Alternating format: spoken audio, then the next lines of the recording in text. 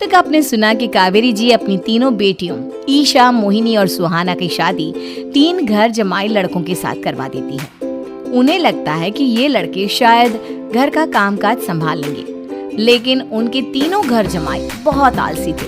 वो नौकरी भी नहीं करते थे और बाहर का काम भी नहीं। कावेरी जी ने अपनी बेटियों से कहा कि वो प्रेगनेंसी का बहाना बनाकर अपने पतियों को सबक सिखाए। अब सुनिए आगे। मम्मी, आपने जैसा कहा था हमने वैसा ही किया, लेकिन देखिए ना, विवेक का हाल तो वैसा का वैसा ही है। घर में ना सुबह का नाश्ता बनता है और ना खाना। नौकरी पर जाने की बात करूं तो खाने को दौड़ते हैं मुझे।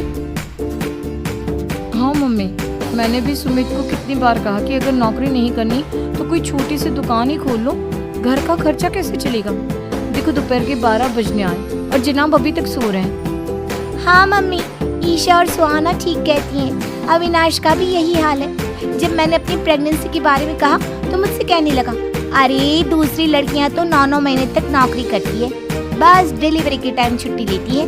मोहिनी, तुम भी नौकरी करो। अब मुझे कहाँ नौकरी मिलेगी। मम्मी बताओ अब मैं क्या करूँ। हे भगवान, क्या सोचकर घर जमाई दामाद लाई थी मैं कि मेरी बेटियां मेरे पास रहेंगी और खुश रहेंगी, लेकिन इन आलसी दामादों ने तो हमारी जिंदगी को भी प्रॉब्लम में डाल दिया है। मैं तो कहती हूँ मम्मी, हम लोग वापस अपनी जॉब पर जाना शुरू कर देते हैं। बता देते हैं इन लोगों को कि हमने प्रेगनेंसी का बहाना किया है। नहीं नहीं बेटा, ऐसी गलती भी मत करना। अगर तुमने ऐसा किया तो इन तीनों की आदत और खराब हो जाएगी। अरे आज नहीं तो कल कभी तो तुम प्रेग्नेंट होगी, तब वापस यही प्रॉब्लम आएगी। तब क्या करोगी तुम तीनों। हाँ मम्मी, आपकी बात तो बिल्कुल सही है। इन लोगों को तो सुधारना ही पड़ेगा। लेकिन कैसे? अपने बच्चों के आने की खबर सुनकर भी इन लोगों पर कोई असर नहीं हो रहा।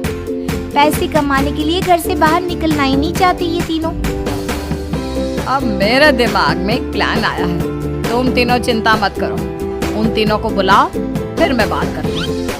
थोड़ी देर बाद कावेरी जी अपने तीनों दामादों को सामने बुलाकर अपनी बात करना शुरू करती है। अविनाश, सुमित और विवेक, देखो बेटा, मैं ना तुम तीनों से बड़ा प्यार करती हूँ, इसीलिए तो तुम्हें घर जमाई बना कर रखा है मैंने।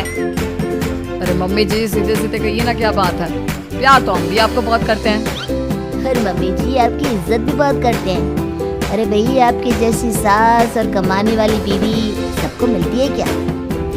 हाँ मम्मी, विवेक और सुमित ठीक कह रहे हैं। आपकी बेटी से शादी करके मेरी तो जिंदगी ही अच्छी हो गई है। जानती हूँ मैं, और ये भी जानती हूँ कि तुम तीनों अपने अपनी बीवियों से बहुत प्यार करते हो। बेटा, बात ऐसी है कि हमारे कुल गुरु ने कहा है कि प्रेग्नेंट होने के बाद मेरी तीनों बेटियां शुरू के 4 महीने हमारे गांव में जाकर रहेगी, जहां मेरे चाचा जी रहते हैं। अरे लेकिन क्यों मम्मी, गांव में जाकर रहने की क्या जरूरत है इन तीनों को? वो क्या है ना बेटा, हमारे परिवार को एक श्राप है। अगर मेरी बेटियों ने यहाँ पर बच्चा पैदा करने की कोशिश की तो उनके बच्चों को कुछ भी हो सकता है। इसलिए अब से लेकर 4 महीने पूरे होने तक इन्हें गांव वाले घर में रहना पड़ेगा। हाँ, तो इसमें प्रॉब्लम क्या है मम्मी जी? हम भी वहाँ जाकर रहेंगे, पिकनिक मनाएंगे। अरे भाई बीवी जहाँ, हम भी वहाँ। हाँ यार, आइडिया तो बहुत अच्छा है। शहर की जिंदगी में रह रहकर परेशान हो चुके हैं, अब कुछ दिन गांव में बिताएंगे। तुम लोग समझने की कोशिश क्यों नहीं करते? तुम में से कोई भी वहाँ नहीं जा सकता, और मैं यहाँ रहूंगी ना तुम तीनों के साथ। 4 महीने की तो बात है, उसके बाद ये तीनों ही लौट कर आ जाएंगी। ठीक है मम्मी जी, अब हमारे बच्चों का सवाल है तो ये तो करना ही पड़ेगा। कावेरी अपनी तीनों बेटियों को कुछ दिन के लिए घर से बाहर कहीं दूसरे शहर में रहने के लिए भेज देती है। कुछ दिनों के बाद, अरे मम्मी जी, बहुत दिन से पिज्जा नहीं खाए, मंगवाइए ना। क्या बताऊं बेटा, पहले तो बेटियां खर्चा दे देती थी क्योंकि उनकी नौकरी थी, लेकिन अब तो मेरे पास पैसे ही नहीं बचे। थोड़े बहुत पैसे हैं जो बच्चों की डिलीवरी में काम आएंगे। लेकिन मम्मी जी, आपकी बेटियों को वापस आने में तो अभी बहुत वक्त बाकी है। वही सोच सोच कर परेशान हो रही हूँ। सोच रही हूँ कल से दूध भी बंद करवा देती हूँ। अब दूध वाले को देने के लिए पैसे भी तो नहीं है ना। अरे नहीं नहीं मम्मी जी, अगर दूध भी बंद करवा दोगी तो मुझे चाय कहाँ से मिलेगी? और चाय के बिना मैं तो मर ही जाऊंगा। क्या करूं बेटा, इसके अलावा हमारे पास कोई ऑप्शन नहीं है। मेरे पास पैसे ही नहीं बचे। इस तरह कावेरी जी धीरे धीरे अपने तीनों दामादों को पैसे देना बंद कर देती हैं और घर में खाने पीने की चीजें लाना भी बंद कर देती है। अब वो तीनों बुरी तरह से परेशान होने लगे थे और इसलिए एक दिन तीनों प्लान करके घर से बाहर निकलते हैं और बाजार में जाने के बाद यार अच्छा खाना खाए हुए कितने दिन हो गए, पता नहीं कब अच्छा खाना मिलेगा।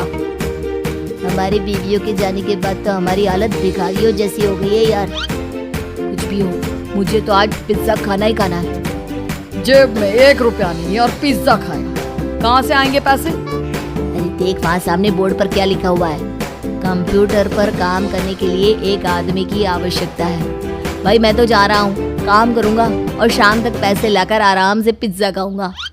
जा जा, तुझे कोई काम नहीं देने वाला, हम तो घर जा रहे हैं। चल भाई सुमित। सुमित और अविनाश वहाँ से चले जाते हैं और विवेक उस कंप्यूटर शॉप पर सारा दिन काम करके 5,000 रुपए कमा कर घर लौट कर आता है और अपने खाने के लिए अच्छी अच्छी चीजें भी लेकर आता है।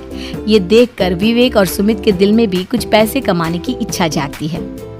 अरे सुबह सुबह कहाँ चल दी है तुम? मम्मी जी एक बहुत अच्छी जगह मिली है, कंप्यूटर पर काम करने के 5,000 मिले थे कल मुझे। अगर रोज काम करूँगा तो पूरे 40,000 की तनख्वाह।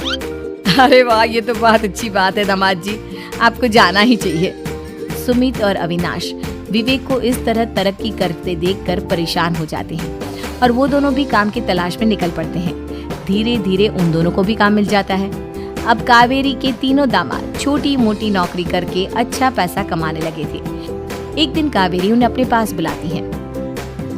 अरे वाह, विवेक 40,000 कमा लेता है, अविनाश 60,000 और सुमित तुम भी 40,000 के आसपास कमा ही लेते हो। कुल मिलाकर तुम अच्छे खासे पैसे कमा रहे हो बेटा।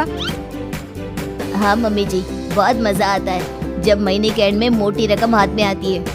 पूछिए मत मम्मी जी, घर में रहकर रोटी बना बना कर और तो जैसा महसूस होने लगा था मुझे तो।